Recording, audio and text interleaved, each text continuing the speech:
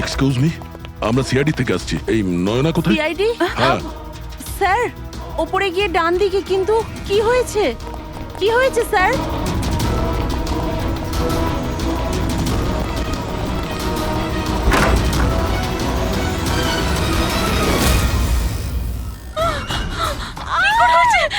Please সামলান নিজেদের আপনারা। কি করছেন কি? শান্ত হন আপনারা।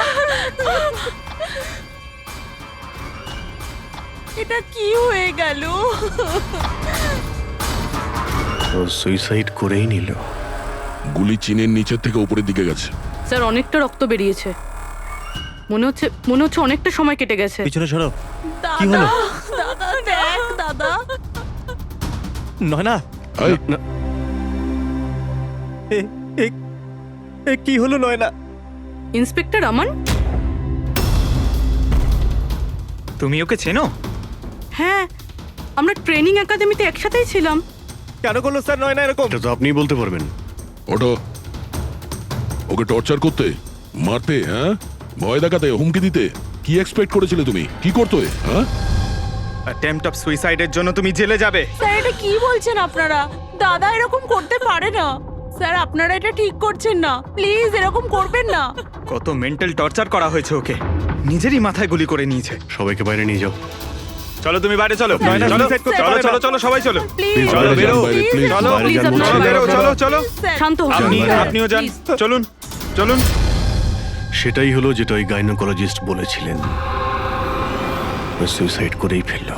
বডিটাকে ফরেন্সিক ল্যাবে পাঠিয়ে দিই, আর এসিপি স্যারকে ইনফর্ম করে দিই যে ওকে আমরা বাঁচাতে পারিনি।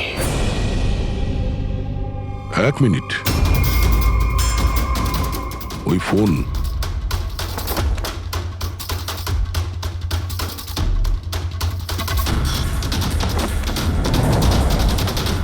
কিন্তু কোথায় যেতে পারে? আচ্ছা, ওনার ফোন কি কেউ দেখেছেন কোথাও? আপনি জানেন? কেউ দেখেছেন কি? হ্যাঁ, স্যার, আমি ফোন করছি ওর নাম্বারে।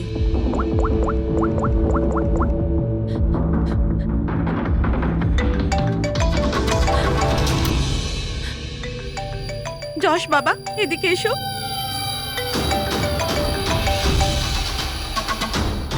ফোন তোমার কাছে দাও।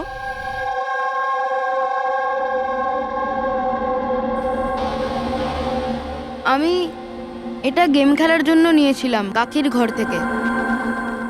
কোনো ব্যাপার না বাবু, এদিকে এসো। বাবু, একটু মনে করে বলো, যখন তুমি ফোন নিতে এখানে এসেছিলে তখন কি দেখেছিলে তুমি?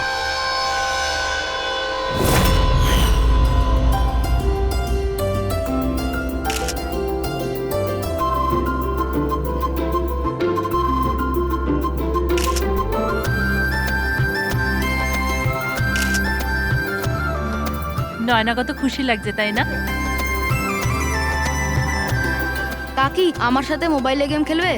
গেম? এখন এখন তো এত লোকজন আছেন, আর আমার ফোনটাও আমার ঘরেই পড়ে আছে, তো এখন তো খেলতে পারবো না, কিন্তু পরে খেললে হবে। হ্যাঁ। এখন না, তুমি গিয়ে ফ্রেন্ডসদের সাথে খেলো, ওকে? ঠিক আছে। যাও। আরে দাদা, বৌদির সাথে গিয়ে ফটো তুল না। হ্যাঁ, আমি যাচ্ছি।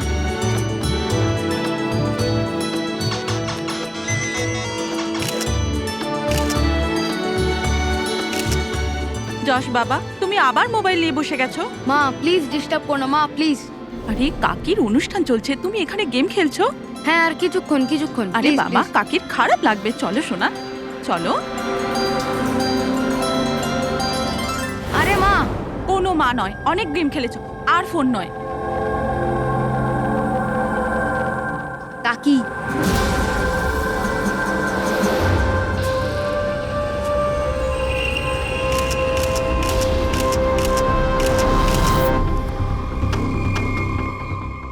কাকির ফোন কোথায় থাকতে পারে? হ্যাঁ,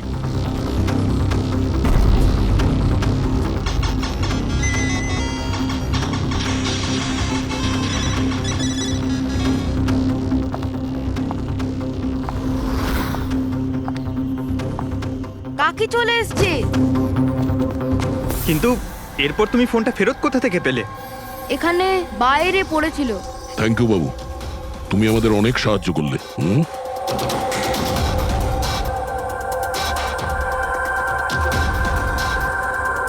মিস্টার আমন, আপনি কি নিজে বলবেন নাকি আমাদের জিজ্ঞাসা করতে হবে? তুমি নিজে একজন পুলিশ অফিসার, তুমি তো জানো যে আমরা ইন্টারোগেশন কি করে করি। হুম, স্যার স্যার আমি ওকে ট্রেনিং এর সময় থেকে চিনি।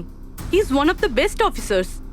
স্যার স্যার আমার মনে হয় না ও এরকম করতে পারে। মানুষ পাল্টে যায় পুরবি, সব এভিডেন্স ওর বিরুদ্ধে, আর সেটা তুমি খুব ভালো করে জানো।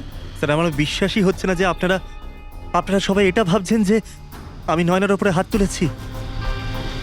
খুব ভালোবাসতাম স্যার আমি ওকে, ওর সন্তানের বাবা হতে চলেছিলাম স্যার আমি। আর আমি ওকে কি করে? হ্যাঁ, তুমি ওকে টর্চার করেছো, আর সেই জন্য বেচারি ডিপ্রেশনে চলে গেছিল। ভুল বুঝছেন স্যার আপনি, ও ডিপ্রেশনে ছিলই না। সবসময় ও হাসি খুশি থাকতো, সবসময় আনন্দে থাকতো। মানে ও সুইসাইড কি করে করতে পারে স্যার? আরে তাহলে সে মেন্টাল হেলথ ফাউন্ডেশনে বারবার ফোন কেন করতো? বিগত কয়েক মাসের মধ্যেই 10টা কল। আমার এই বিষয়ে কোনো আইডিয়া নেই। কল করে উনি হয়তো ডিলিট করে দিতেন, সেই জন্য হয়তো আপনার কোনো আইডিয়া নেই। স্যার দাদা এরকম করতে পারে না। ও তো নয়নাকে খুব ভালোবাসতো, আর নয়না তো খুশিই ছিল। যদি তোমার স্ত্রী খুশিই ছিল তাহলে ও হেল্পলাইন নাম্বারে ফোন করে কেন বলেছে যে তুমি ওকে টর্চার করো, ওকে ওকে মারো, ওকে ধাক্কা দাও? কেন আমান, উত্তর দাও। পুরবি ওর কাছে কোনো উত্তর থাকলে তো দেবে। ওর টর্চারের কারণে বেচারি ডিপ্রেশনে চলে গিয়েছিল, আর তারপরে ও সুইসাইড করে। ডিপ্রেশনে প্রায়শই কোনো লোক নিজের দুঃখের কথা শেয়ার করে না। হতে পারে এর জন্যই নয়না যে কতটা প্রবলেমে ছিল কেউ কিছু জানতেই পারেনি। পুরবি অ্যাটলিস্ট তুমি তো আমাকে বিশ্বাস করো, you know me well. Naina কখনো সুইসাইড করতে পারে না, কখনো সুইসাইড করবে না। ব্যাস, নিয়ে যাও একে। চলো। আপনি আমার কথাটা তো শুনুন, নয়না কখনো সুইসাইড করতে পারে না। চলো স্যার আমার কথাটা চলো, শুনুন স্যার, চলো। নয়না সুইসাইড করেনি। স্যার আমার কথাটা শুনুন স্যার একবার।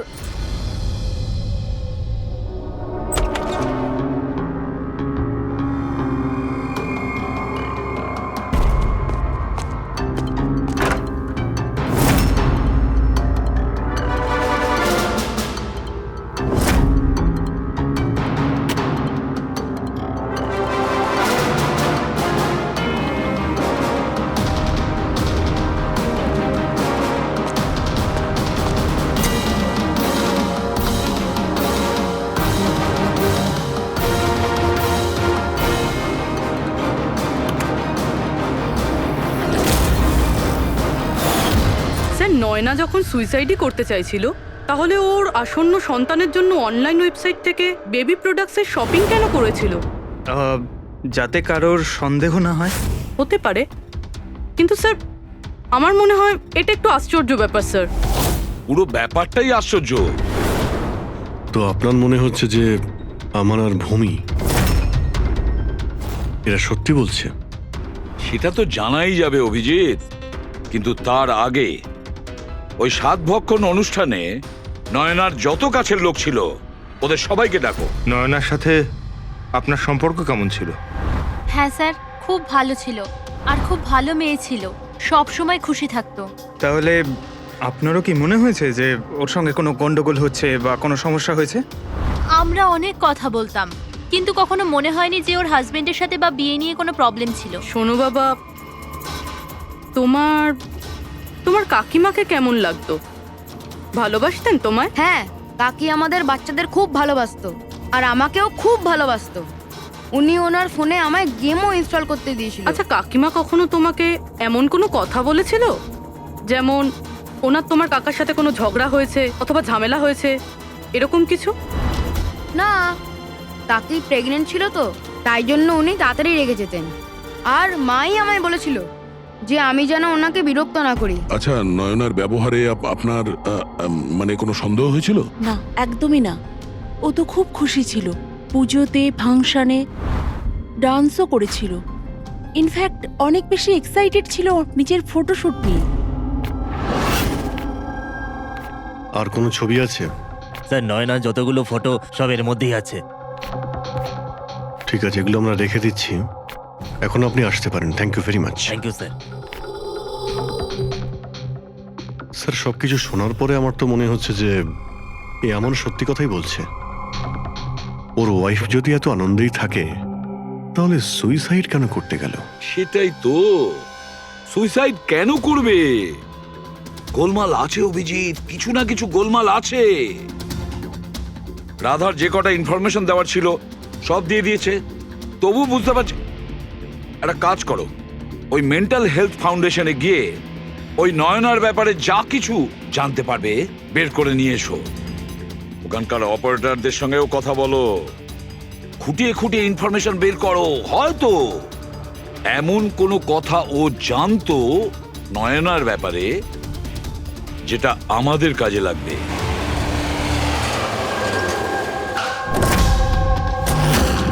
আমরা সিআইডি থেকে আসছি, আপনাকে কিছু জিজ্ঞাসাবাদ করব। এই নাম্বারটা থেকে আপনার ফাউন্ডেশনে একজন লেডি ফোন করতেন, উনি সুইসাইড করেছেন। এর পুরো ইনফরমেশন চাই আমাদের। কবে কল করেছিল, কতবার করেছিল, কখন করেছিল, পুরো ডিটেল। আমি এক্ষুনি চেক করছি।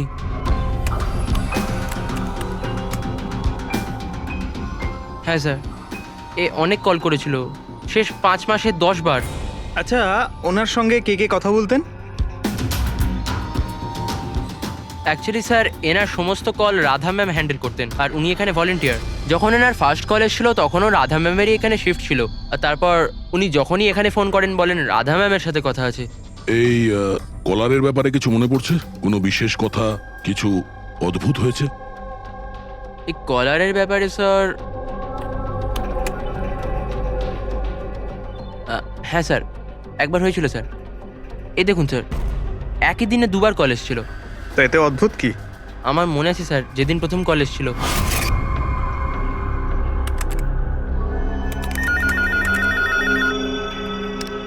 Hello, how may I help you? Hello, আমি রাধা ম্যাডামের সাথে কথা বলতে চাই। হ্যাঁ, শিওর। হ্যালো রাধা ম্যাম, আপনার জন্য কল। কিছুক্ষণ বাদে ওই নাম্বারটা থেকে আবার কল এসেছিল। Hello, how may I help you? Hello, আমি নয়না বলছি। আর কিছুক্ষণ আগে আমার নাম্বার থেকে আপনার কাছে কল এসেছিল, আর 7 মিনিট কথাও হয়েছে। আপনি প্লিজ আমাকে বলবেন আপনি কোথা থেকে বলছেন? ম্যাম, এটা মেন্টাল হেলথ ফাউন্ডেশনের হেল্পলাইন নাম্বার। আমরা সেই সমস্ত মানুষের হেল্প করি যারা ডিপ্রেশনে পড়ে সুইসাইড করার চেষ্টা করে। What? Suicide helpline? Yes ma'am. অন্য কলাররা স্যার নিজের নাম কখনোই বলে না, কিন্তু ইনি প্রথমে নিজে থেকেই বলে দিলেন। স্যার, নয়না নিজের নাম কখনো রাধাকে বলেনি, তাহলে ও হঠাৎ করে বলতে যাবে কেন? আমরা এই নম্বরের কল হিস্ট্রিটা চাই। 1 মাস আগে নয়নার ফোন থেকে কেউ একজন হেল্পলাইনে ফোন করেছিল, আর এই হলো তার রেকর্ড।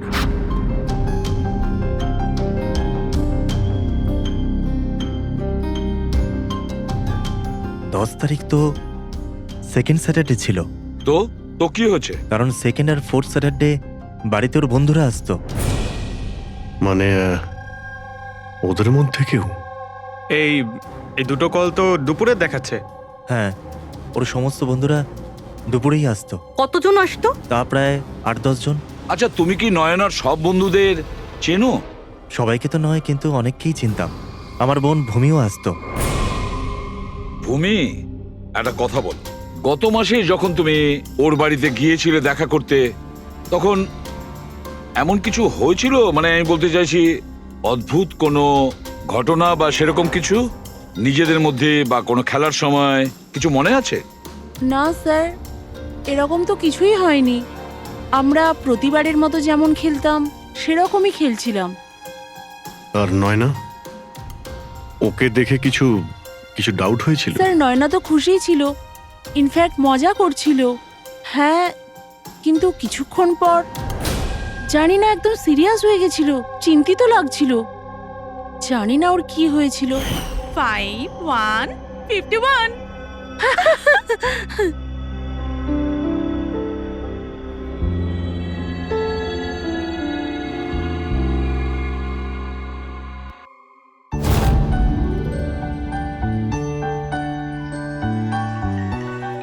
মনে হচ্ছে এর যে হবু বাচ্চা হবে না, সে খুব লাকি। হ্যাঁ রে, নয়তো আগে কখনো নয়না জিততো না। ওহো, মনে হচ্ছে কেউ জেলাস হচ্ছে। আরে নয়না, দাদাকে একটা ফোন করো না, রাতের অর্ডারের জন্য একবার মনে করিয়ে দাও না। ফোন কোথায় আমার? আরে একটা কাজ করো, নাও আমার ফোন থেকে কথা বলো। হ্যালো, বিকেলে না প্লিজ খাবার অর্ডার করে দিও। না না, শুধু এটাই মনে করানোর ছিল। এই নাও, কিন্তু আমার ফোন কোথায়? আর আমি বুঝতে পারছি না, এখানেই রেখেছিলাম। নয়না, ওই যে তোমার ফোন ওখানে টেবিলের উপর। ওখানে কে রাখলো? আমি তো ওখানে তুই ফোন রেখেছিস রাখিনি। হয়তো। না यार, আমার মনে আছে আমি রাখিনি।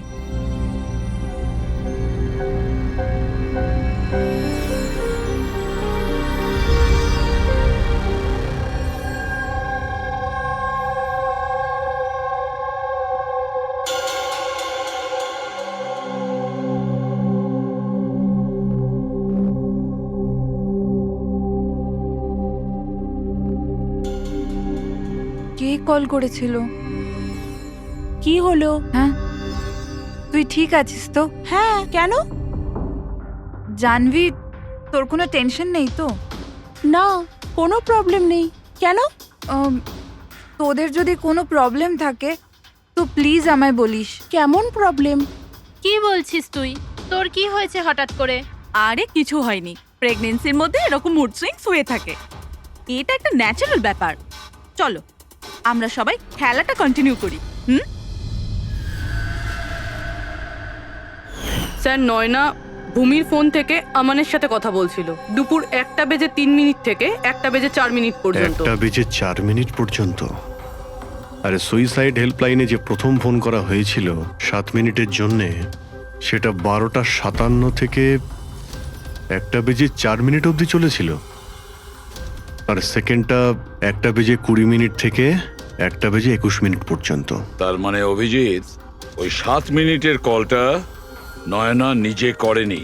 কারণ ওই সময় নয়না অমনের সাথে কথা বলছিল ভূমির ফোন থেকে। এক্স্যাক্টলি। তার মানে ওই ফোনটা নয়নার কোনো বন্ধুই হয়তো করেছিল। আপনি কাউকে দেখেছিলেন ওর ফোন তুলতে বা ওর ফোন ব্যবহার করতে? না, আমি তো কাউকে দেখিনি। তার মানে ওই কলটা অন্য কেউ করেছিল। আর স্যার, নয়না যখন ওর ফোনটা খুঁজে পায় আর ওখানে লাস্ট ডায়াল আননোন নাম্বারটা চেক করে, আর তারপর যখন ওই নাম্বারে ফোন করে তখন ও জানতে পারে যে ওটা কোনো সুইসাইড হেল্পলাইনের নাম্বার।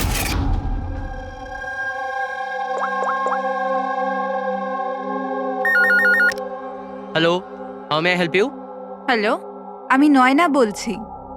কিছুক্ষণ আগে আমার নাম্বার থেকে আপনার কাছে কল এসেছিল আর 7 মিনিট কথাও হয়েছে। আপনি প্লিজ আমাকে বলবেন আপনি কোথা থেকে বলছেন? ম্যাম, এটা মেন্টাল হেলথ ফাউন্ডেশনের হেল্পলাইন নাম্বার। আমরা সেই সমস্ত মানুষের হেল্প করি যারা ডিপ্রেশনে পড়ে সুইসাইড করার চেষ্টা করে। হোয়াট? Suicide helpline? এটা জানতে পেরে ও চিন্তায় পড়ে যায় আর ভাবতে আরম্ভ করে সুইসাইড কে করতে চায়। স্যার, এই ফোন কলটা নয়না যদি না করে তাহলে এটাও তো হতে পারে যে আগে যে সমস্ত কলগুলো করা হয়েছে সেটা নয়না করেনি, অন্য কেউ করেছে। ভূমি, তুমি ওই গেম খেলার সময় ডায়েরি রাখো তো? মানে স্কোর নোট করো তো প্রত্যেকটা খেলার? ব্যাস, ওই ডায়েরিটা আমার চাই। Okay sir. আর এই যে প্রত্যেক সেশনে 4টে নাম রয়েছে যারা সব সময় থাকে: ভূমি, পারুল, জাহ্নবী আর শীতল।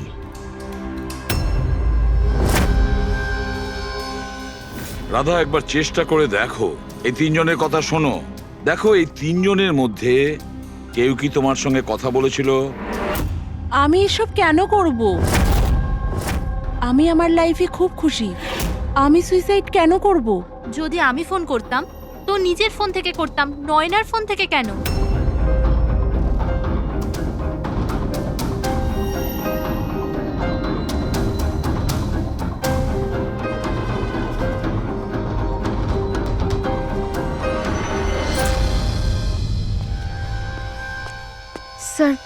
স্যার, এই 3 জনের মধ্যে কারুর আওয়াজ নয়। স্যার, হ্যাঁ, এই 3 জন তো না বলছে, শুধু শীতল বাকি আছে। ওর ব্যাপারে কিছু জানতেই পারছি না। কিছু জানতে পারোনি মানে কি বলতে চাইছো? স্যার, এই 3 জনের মধ্যে কেউ শীতলকে চেনেই না। জাহ্নবী বলল শীতলের সাথে নয়নার গাইনোকোলজিস্টের চেম্বারে দেখা হয়েছিল আর ওখানে ওদের বন্ধুত্ব হয়ে যায়। শীতলকে এদের মধ্যে কেউই পার্সোনালি চেনে না। কোনো ব্যাপার না, ওই 3 জনের হেল্প নিচ্ছি আমরা। এবার শীতলের স্কেচ করাবো আমরা, তারপরে দেখবো।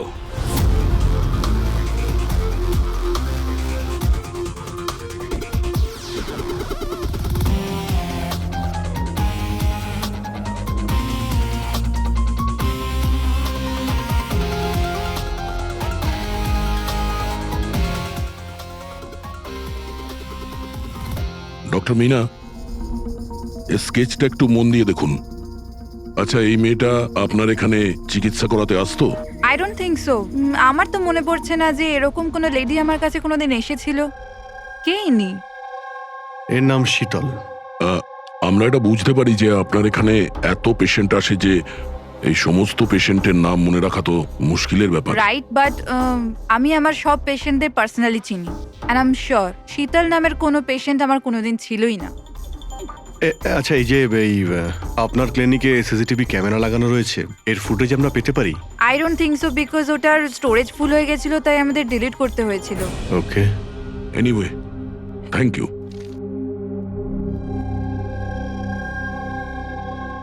মনে হচ্ছে এই শীতল কোনোদিন পেশেন্ট ছিলই না, শুধুমাত্র নয়নার সঙ্গে বন্ধুত্ব করার জন্য এসেছিল এখানে। ওর প্ল্যান ছিল নয়নার সঙ্গে বন্ধুত্ব করে ওর বাড়িতে ঢোকার। প্রফেশনাল ফ্রড মনে হচ্ছে, আটকাতে হবে ওকে। তুমি কি একে চেনো? এটা তো শীতল, নয়নার বন্ধু। এ তো প্রায় বাড়িতে আসতো। নয়না শীতলের বন্ধুত্ব কবে কোথায় হয়েছে কিছু জানো তুমি? না, আমি জানি না, কিন্তু তাতে কি যায় আসে? যখন আমার নয়নাই রইল না, তখন এইসব। এ কি ধরনের পাগলামি করছো? হ্যাঁ, একটু ভেবে দেখো তো। যদি তুমি নির্দোষ হও তাহলে কেউ তো তোমায় ফাঁসানোর চেষ্টা করেছে। তোমাকে নয়নার খুনি সাব্যস্ত করে ওরা অনেক লাভ আছে, এই জন্য ও তোমাকে ফাঁসাচ্ছে। হ্যাঁ, এমন কে আছে যে তোমাকে আর নয়নাকে ঘৃণা করে? আমি কিছু জানি না। তাহলে কি ভূমি ওই আবার প্রপার্টি লোভে করেনি তো? না, ভূমি এরকম কখনো করতে পারে না। বরং ও তো নয়নাকে খুব ভালোবাসতো। তো কোনো প্রফেশনাল রাইভেলরি? একজন পুলিশের তো অনেক জায়গায় অনেক শত্রু থাকে। না, আমার সাথে এরকম কিচ্ছু ছিল না। আমি আমার ডিউটিতে না তো কখনো কোনো গ্যাংস্টারকে ধরেছি, না কোনো বড় গ্যাংস্টারকে মেরেছি, কখনো ঘুষ নিইনি। পুরো কেরিয়ারে ব্যাস একবারই গুলি চালিয়েছিলাম। কার ওপরে? কাকে গুলি করেছিলে তুমি? ছোটখাটো ফ্রড ছিল স্যার, বিশেষ। ওকে অ্যারেস্ট করতে গেছিলাম, তখনই গুলি চলে গেছিল।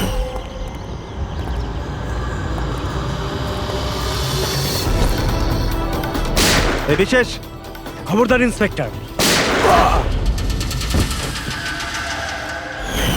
হয়তো এই লোকটারই কোনো ভাই বা আত্মীয় প্রতিশোধ নেওয়ার জন্য এসব করেছে। না, যখন আমরা ওকে অ্যারেস্ট করতে গেছিলাম তো ওর কোথাও কোনো পরিবার ছিল না, হয়তো অনাথ ছিল।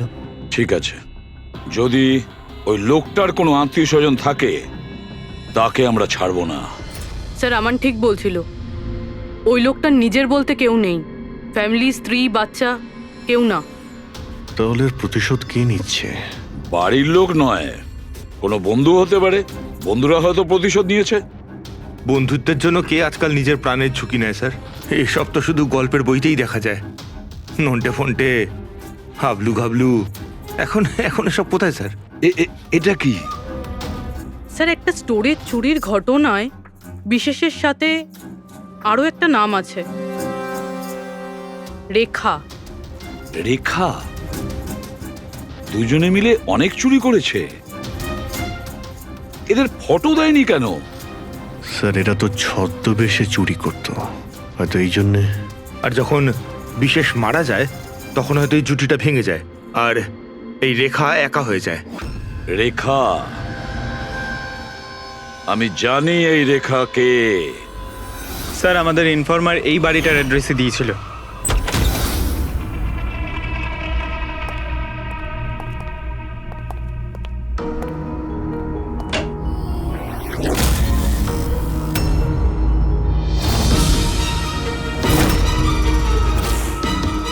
দেখো একটু।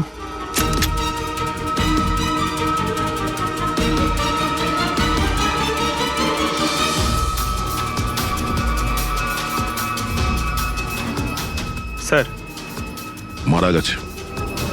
একটু উল্টা ওকে।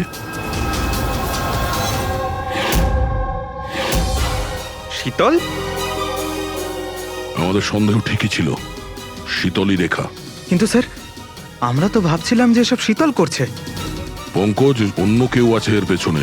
ও জানতে পেরে গেছিল যে আমরা শীতলের কাছে যে কোনোভাবেই হোক পৌঁছে যাব।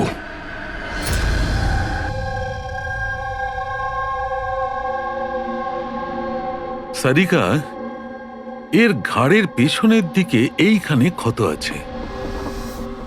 এইখানে ক্ষত মানে হচ্ছে যে খুনি ওর পেছনের দিকে দাঁড়িয়েছিল। দেখো, এইখানে ছুরির ক্ষতটা আছে। তবে খুনিকে পেছনের দিকে দাঁড়িয়ে থাকতে হবে, তবেই এই আঘাতটা করতে পারবে, রাইট?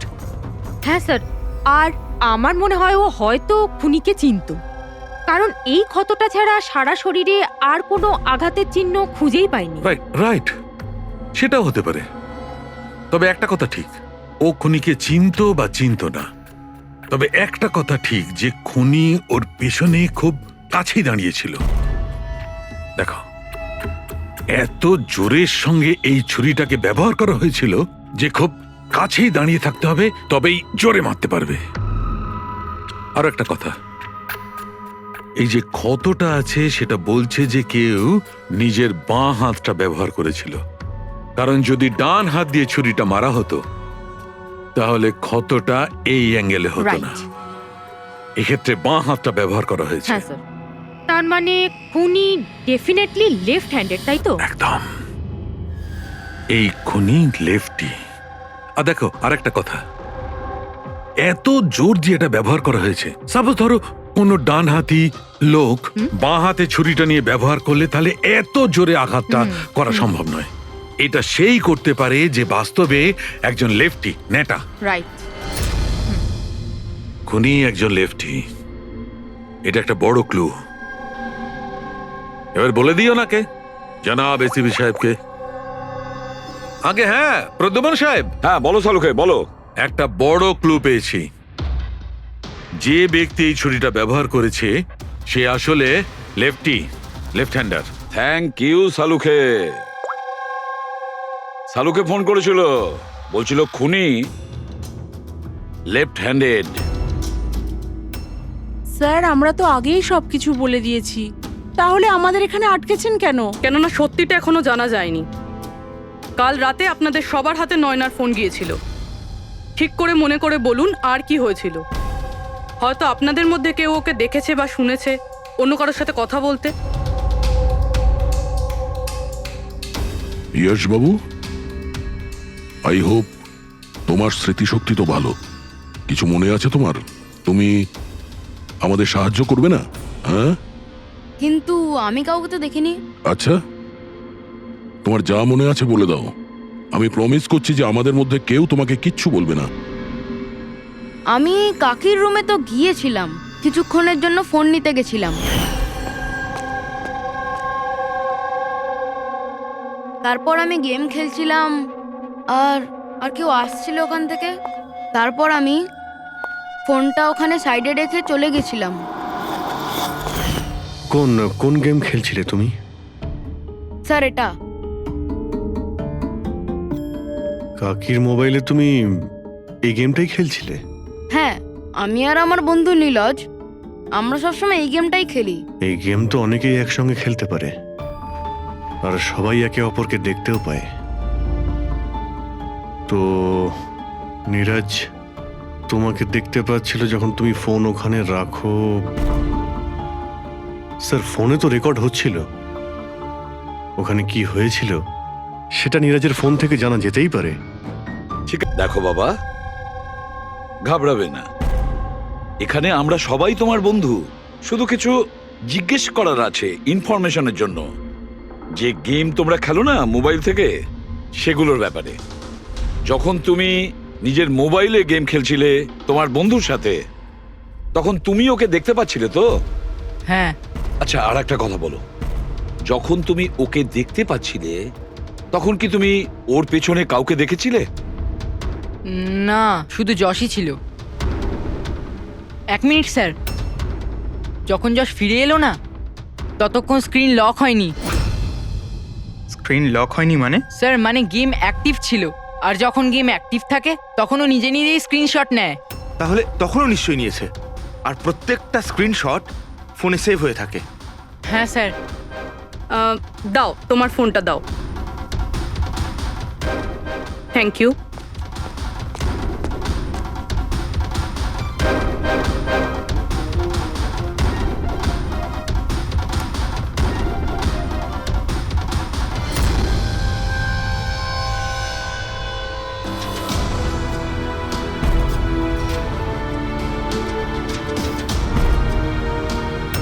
এটা কে?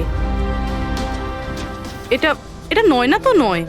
না, এটা নয়না নয়।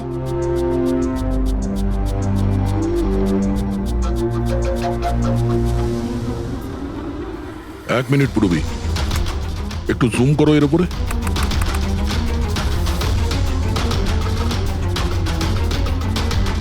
মেহেন্দি আর লেফট হ্যান্ডে এর হাতে মেহেন্দি এইভাবে কেন রয়েছে?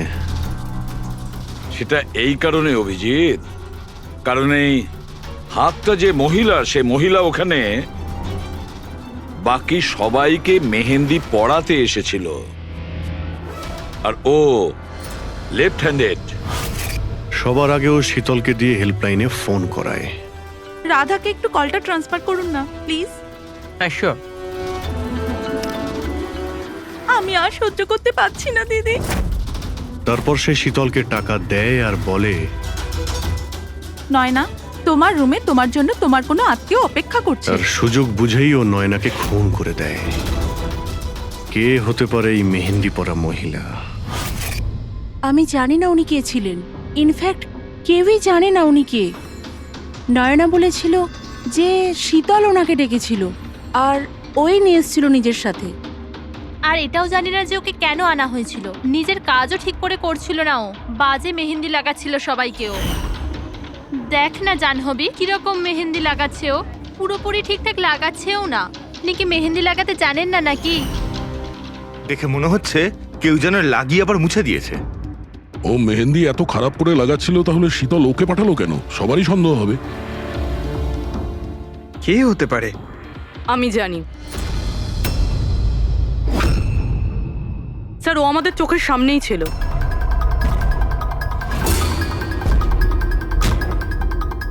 আর আমরা ওকে সন্দেহই করিনি।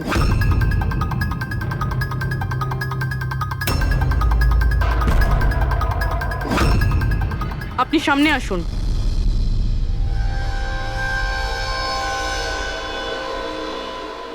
আপনার বাঁ হাতটা দেখান।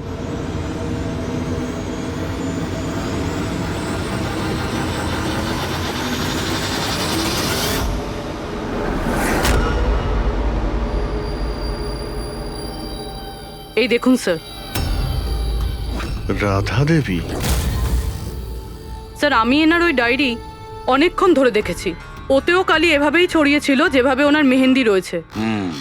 যারা লেফট হ্যান্ডেড হয় তারা যখন কোনো কাগজে লেখে তখন এইভাবেই লেখে, আর যা কিছু আগে লেখা ছিল তার ওপরেই ওর হাতটা ঘষে যায়।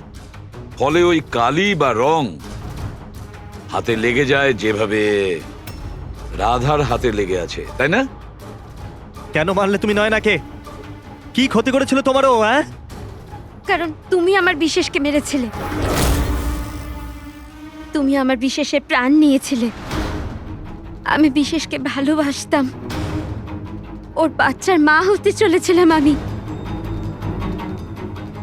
আর তুমি তুমি এনকাউন্টারে ওকে গুলি মেরে দিলে।